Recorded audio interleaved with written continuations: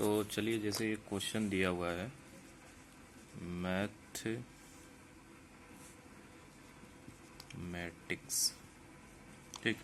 अब इसमें पूछा गया, देखिए 11 हैं इसमें, नंबर 1 2 3 4 5 6 7 8 9 10 11, 11 हैं हम।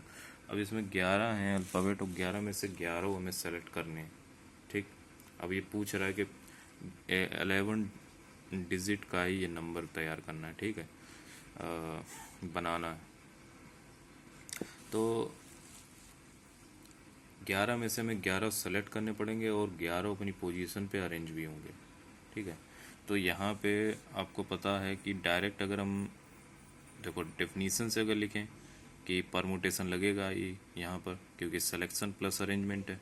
तो एन पी और एन में से एन सेलेक्ट करने हैं, एन पी एन लिख लेंगे, ठीक है।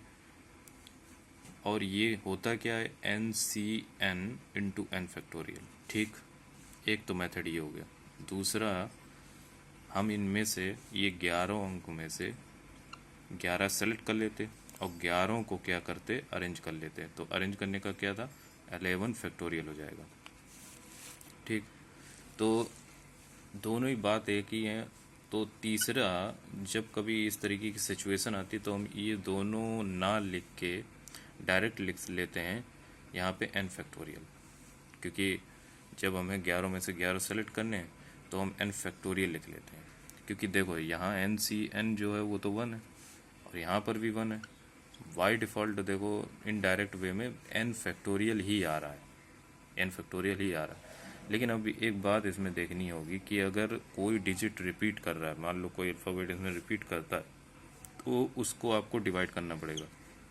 जैसे मान लो जो डिवाइड करना पड़ेगा उसको हम ऐसे लिख दे रहे हैं, पी क्यू एंड आर, तभी फैक्टोरियल में होंगे।